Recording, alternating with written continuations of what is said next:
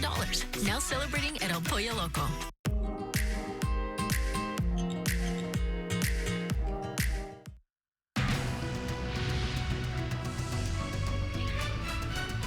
Now at 4, a New Year's Eve tragedy. A father, a mother, and their young daughter are killed in a violent high-speed crash in South LA. Now, a family member of that family of a 1-year-old is clinging to life. Good afternoon. This is the KTLA 5 News at 4. I'm Pedro Rivera. And I'm Samantha Cortese. The deadly crash was caused by another driver in an SUV who was speeding away from the scene of a different traffic crash. KTLA's Rachel Menitoff joins us live in Baldwin Hills with more on what we just learned from police. Hi, Rachel. Hi, Sam. Hi, Pedro. That's right. We're right outside of the LAPD Southern Traffic Division, where a press conference just wrapped up a few moments ago. We've learned that in addition to a father and daughter killed in this violent crash, a third member of the family, their mother, died from her injuries today as well. We just received photos of the family that we're going to show you. Luisa Arenas, 26 years old, was the passenger. She has been fighting for her life the last 2 days, but she suffered severe trauma. Her husband, Jose Manuel Pascagasa, 49 years old, was killed on impact. Their 5-year-old daughter, Mia, died at the hospital. The last remaining family member is 1-year-old Hannah. She's still fighting for her life in the pediatric intensive care unit. She's supposed to turn 2 years old in 9 days, and she is apparently showing signs of improvement at the moment. The family moved to LA a year ago from Colombia.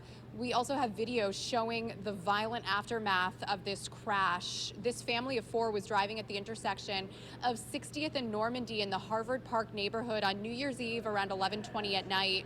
The driver of a speeding SUV who was running away from an earlier hit and run crash ran a stop sign and slammed into the family's sedan. Several Good Samaritans ran in to try to help as the car started smoking.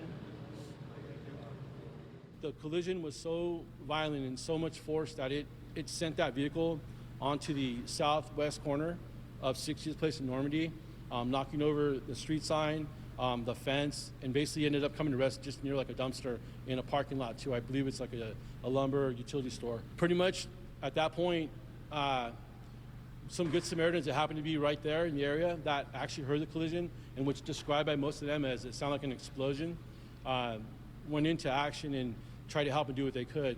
We've just come through the holidays, which should be a time of celebration and renewal for all of our communities.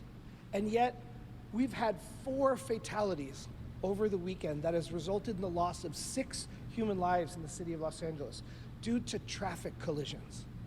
Last year, we're going to end up with almost as many people killed in traffic collisions as we did by violent homicide. Police are now in the process of getting in touch with family members and friends in Colombia. As for the man behind this terrible crash, he's 22 years old, we're told, with no prior record. Police are still trying to figure out why he decided to drive so recklessly. They do believe that alcohol may have been involved, and he could be facing murder or manslaughter charges. That's the very latest from Baldwin Hills. I'm Rachel Menitoff. San Pedro, back to you in the studio. Wow, thank you, Rachel. 3 people were found dead after firefighters knocked down a house fire in Arcadia. 2 others managed to escape the home. Firefighters now say the cause of the fire was an accidental electrical malfunction. It happened early this morning on Tyler Avenue. When firefighters arrived at the home, it was engulfed in flames. You see it there. 3 bodies were found at the bottom of a stairwell. The identities of the victims have not yet been released. 2 people who escaped were transported to the hospital. Their injuries are non-life-threatening.